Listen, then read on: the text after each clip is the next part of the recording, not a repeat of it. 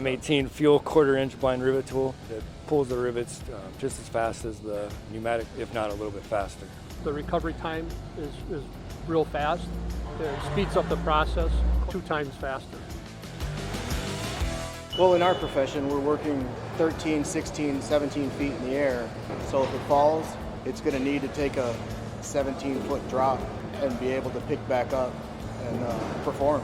It's nice having the trust that we don't have to replace those tools or have it jamming up. The jaws will stand up to all the pressure of pulling constant rivets over time, and you're not worrying about maintenance costs versus the cordless tool.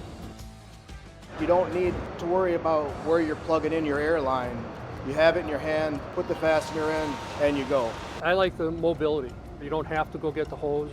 You just take the M18 1/4 inch blind riveter with you. I mean, it's more productive. Hoses can be hazardous as far as a tripping hazard, breaking or rupturing a line, not having to drag an airline up a ladder, and then the maneuverability, not having a big airline dragging off your tool is a great safety feature as well. It's been a great tool for us.